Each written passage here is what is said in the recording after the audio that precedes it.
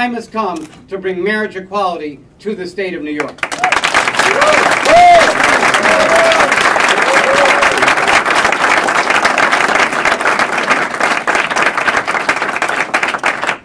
And since that will also include the city of New York, I would like to bring its great mayor, Michael Bloomberg, to the podium right now. David, thank you. I'm glad you included the city. I remind you the next time that you come up, particularly when you're spreading around the money for the budget. Anyways, when it comes to recognizing civil rights, as we all know, New York has been a leader. This is where Elizabeth Cady Stanton and Susan B. Anthony began the struggle for women's suffrage.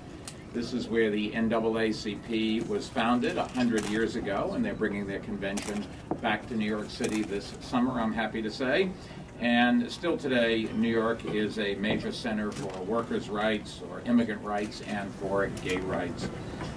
If we can turn off the... Mayor, that's like your theme music. I appreciate that. Can we sit... something's playing. Can we just stop this and maybe we'll start again?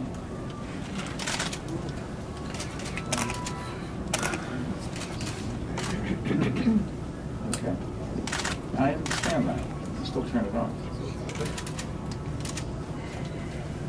It's a little bit too important for playing music. Let me start again as soon as we can do this.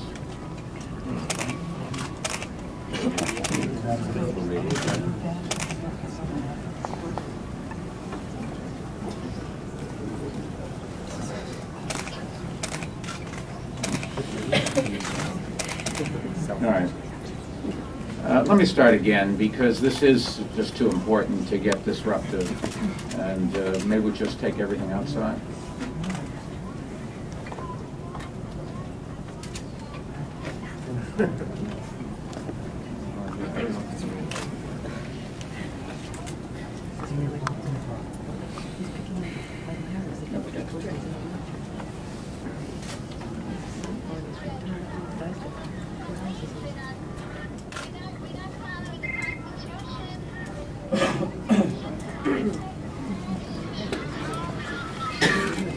There we go.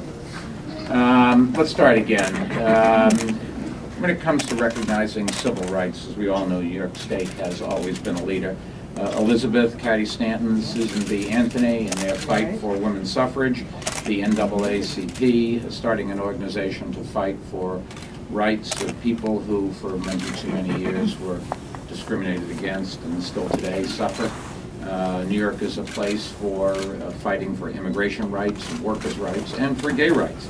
Our state has always stood up for individual freedoms. And keeping with that proud tradition, I do believe, and I agree with the governor, that New York State should become the next state to permit same-sex marriages.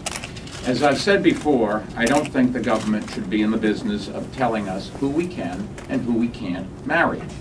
Different religions have different ideas on what constitutes a marriage, and each of us may have our own personal beliefs on what marriage means.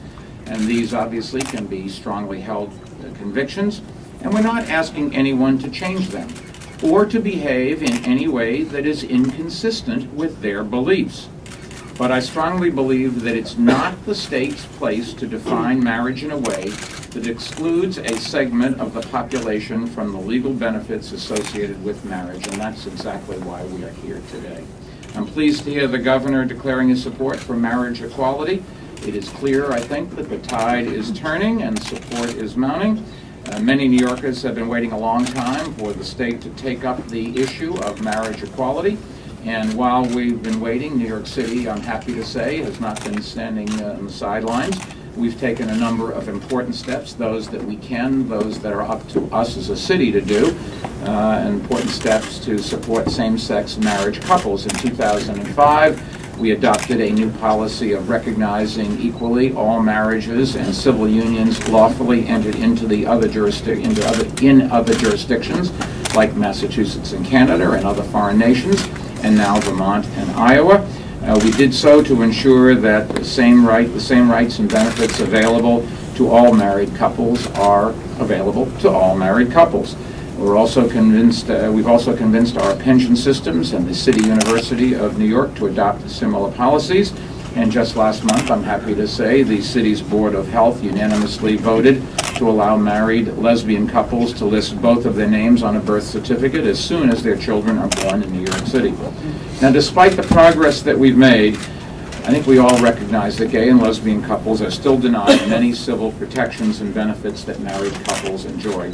And that's why marriage equality is so important. New Yorkers pride themselves on their ability to practice their individual freedoms. And that includes the right to say what you believe, to practice your own faith, and to love whomever you want. And it's time for this state to take the next step and ensure the rights of same-sex couples to marry whom they want. I share the governor's belief that marriage equality will happen here in New York State and throughout the nation, and I look forward to working with the state and the governors and legislature in this legislative session. I'd also like to add that I've never believed that the state legislature should only debate and vote on legislation that they are 100% sure is going to pass. That is not democracy. We have to have a debate. We have to have a vote. We have to let people, or force people, particularly elected officials, to stand up and say explicitly on the record where they stand. That's what democracy is all about, and I think that's the best way to move forward, not just on this issue, but on all of the problems facing our country and our state and our city. I've always been willing to do so. I will continue to do that, and I have great admiration for the governor, because he's doing exactly the same thing. Governor, congratulations.